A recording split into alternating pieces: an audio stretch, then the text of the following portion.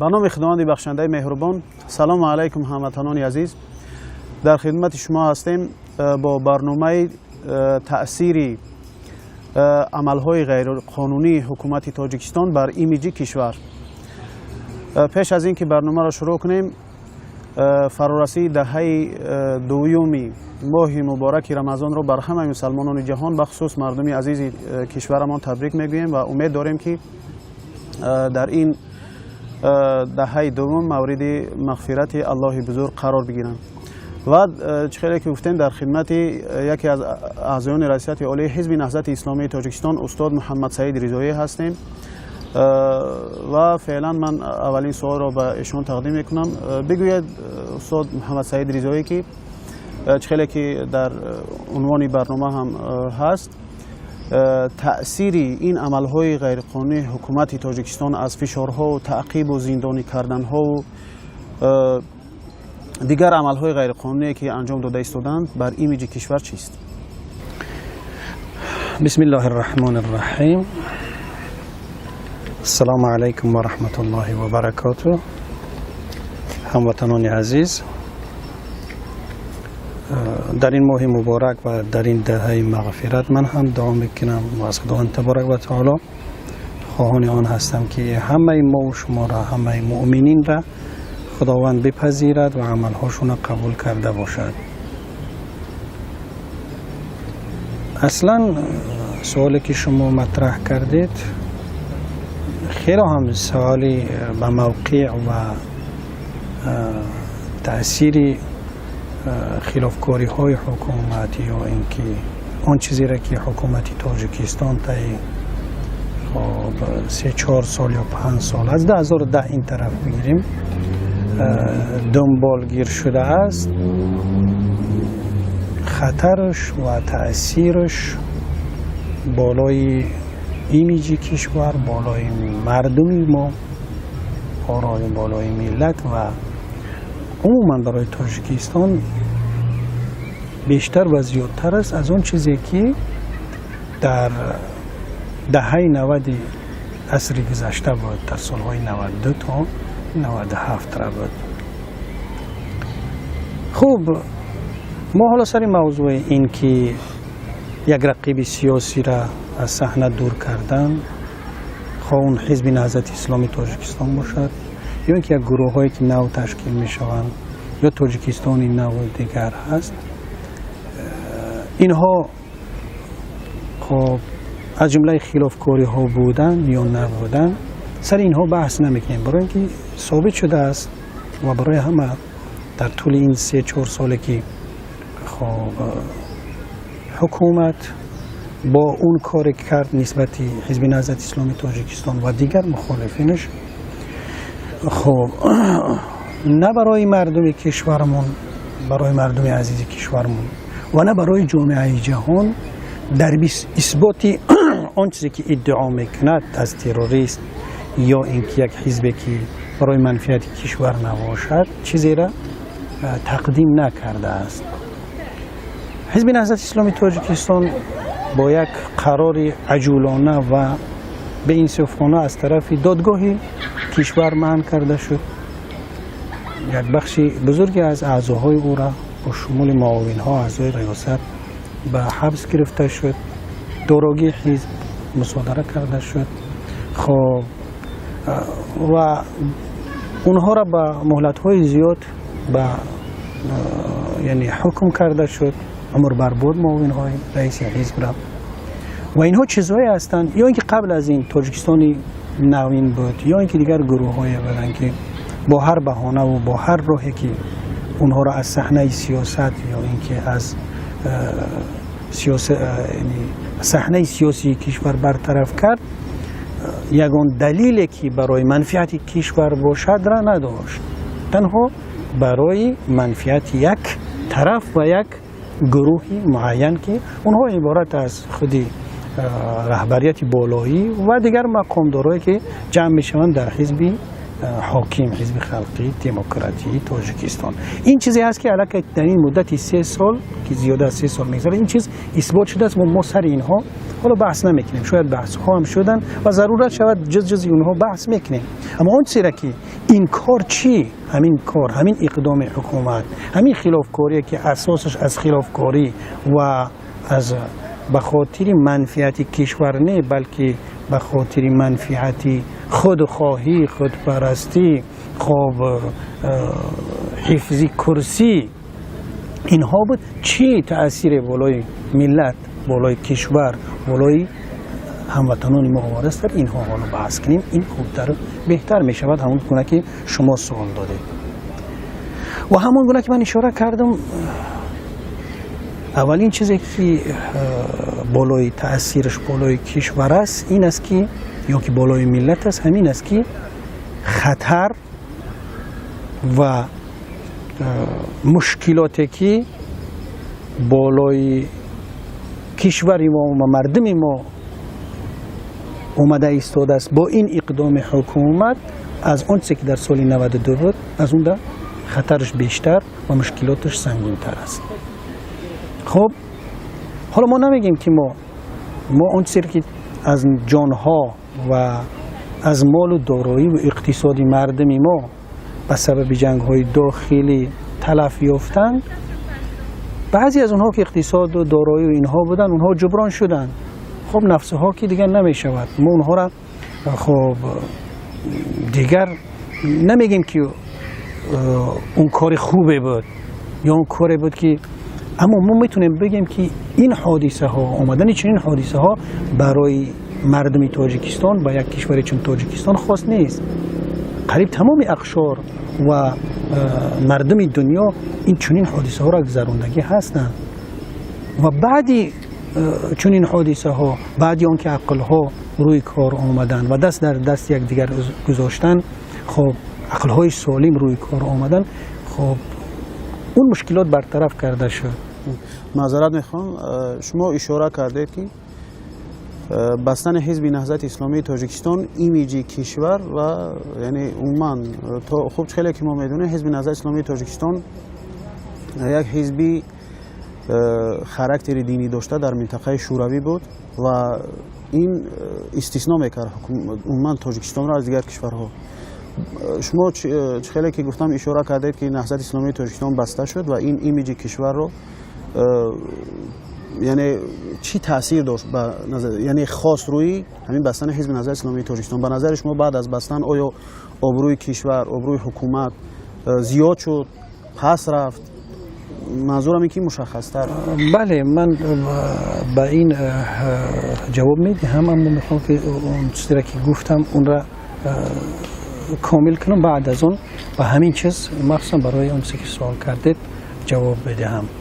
خب من گفتنی هستم که این مشکلاتی که اومدن خاصی فقط یک ملت تاجیکی دیگه نیست، بلکه برای همه کشوران. اما بعدی این مشکلات با روی کار آمدن عقل‌های سالم اونها برطرف میشوند و برای آبادی، برای کارهای بنیادی با از نو گرفته میشود، ملت‌ها ساخته میشود و کشورها آباد میشوند.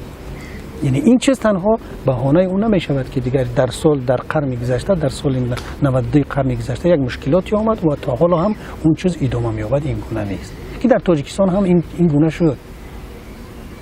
حزب نهضت اسلامی تاجیکستان، رهبر فقید حزب نهضت اسلامی تاجیکستان به خاطر ملت، به خاطر کشور، ما میتونیم بگیم که همچون اساسگذاری صلح و وحدت تاجیکستان از همه، یعنی از همه خواسته ها و از همه خواهش ها، از همه موقع هایی که برای او بود، از اونها صرف نظر کردن و به خاطر ملت، به خاطر کشور، به خاطر آبادی، به خاطر ساختن تاجیکستان گذشت کردن و دست در دست مقامات اون وقته کشور گذاشتن و این صلح را به بار آوردن که در نتیجهش هم شد تاجیکستان یک تاجیکستانی که دنیا اون را میشناختش و صلحی که کرده شده بود بین دیندارها و دنیوی ها یک نمونه در بسیاری از انستیتوت های اروپایی این چیز آموخته میشد و آموزانده میشد و این را از نظر میگذراندن. این بود و حالا ما میبینیم که امروز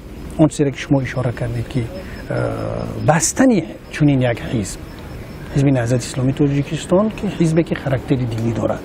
بله ما میتونیم بگیم که اون چیزی را که تأثیری منفی که بالای دیندارها که 98% مسلمان هستند تاجیکستان، این حساباتی است که همه استاتیستیکای حساباتی این را اعتراف میکنند.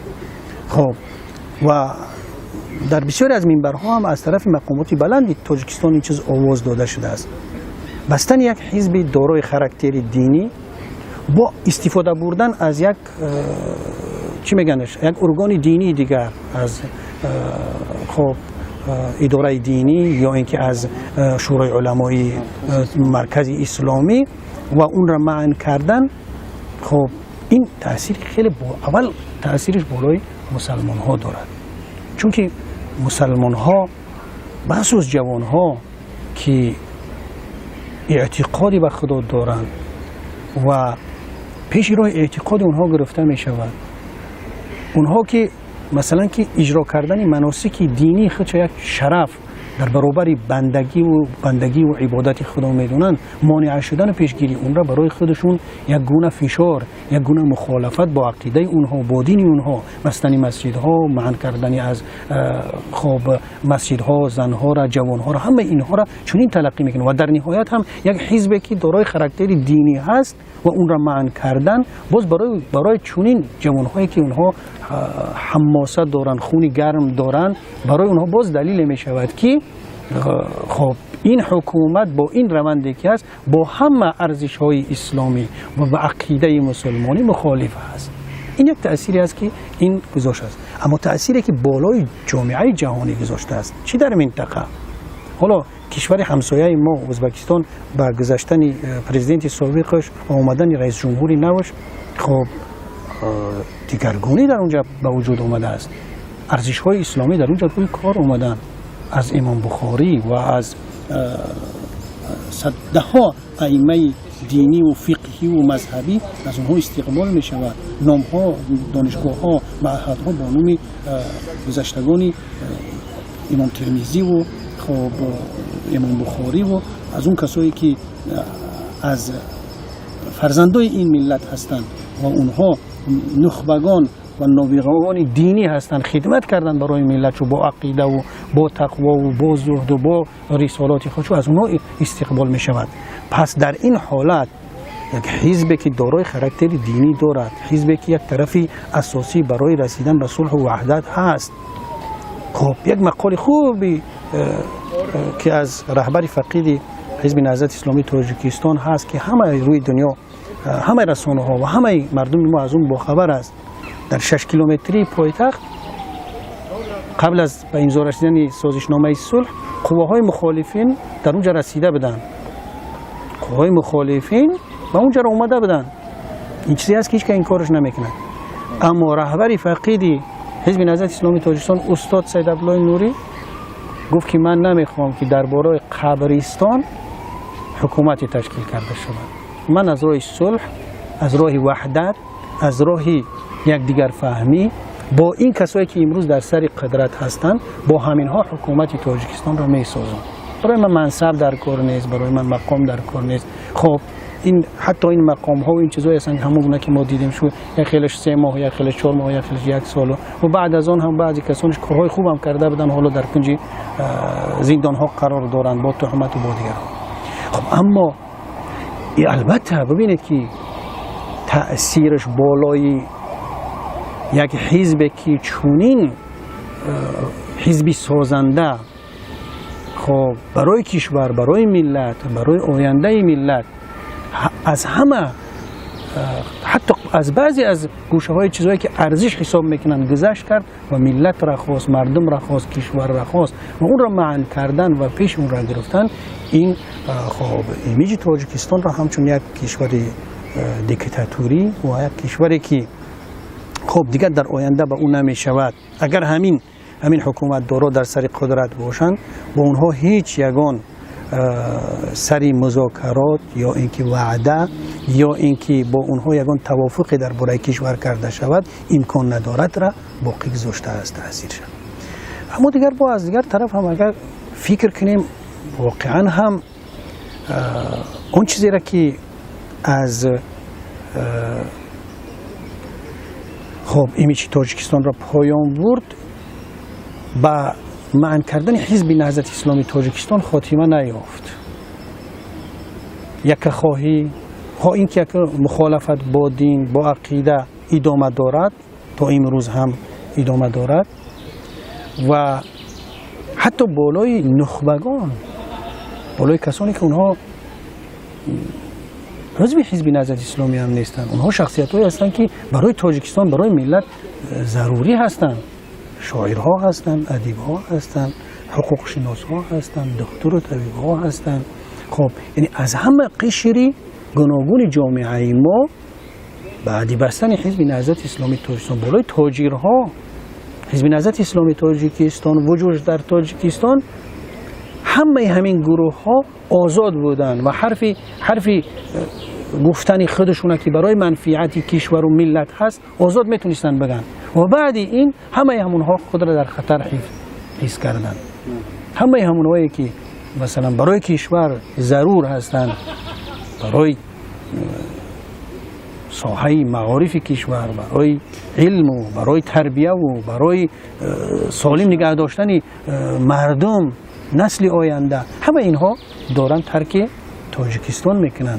این یکی از تأثیرهای بدی که بالای همه قشر جامعه گذاشته است، این خلافکاری ها و دوام دادن در خلافکاری های حکومت است که این را به بار آورده ایستاده است. مثلا حالا سخن در این موضوع طولانی شد، ببینیم در سال 92 مشکلاتی که بالای مردم ما اومد، جنگ داخلی بود، بیش از 200,000 آدم آواره نشده بود، بیش از 200,000.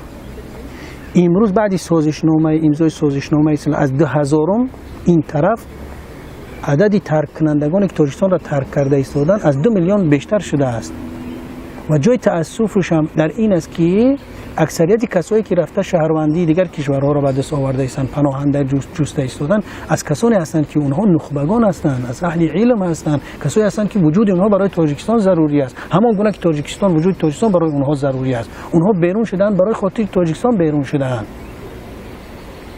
یعنی فرار مغزها تأثیری بدترین چیزی است که از آثاری چی میگن خلافکاری های حکومت بالای تمام مردم ما گذاشته است. حالا سخن طولانی میشود، من چند روز قبل چند کسی که از روسیه به اینجا اومد اگر یک حادثه اونها را حکایت بکنم، مردمای کارگری که در روسیه کار میکنن، اون چیزی که تاجیکستان برای یک حزب خاراکتر دینی تمغه تروریستی داده است، مشکلاتی را که برای نیروی کارگری ما که در تاجیکستان کار ندارن و برای کار کردن بیرون از تاجیکستان میروند، چی در میدانهای هوایی، در وکزل‌ها، حتی در جاهای کارشون مشکلاتی را که به بار آورده است همین است. در برابر دیگر پرسش هایی که اونها را در روسیه و دیگر جاها در پست ها پرسیده می شود، باز 2-3 سوال اضافه شده است. شما از کدام حزب هستید؟ شما با نهضت هستید یا اینکه با گروه دیگر هستید؟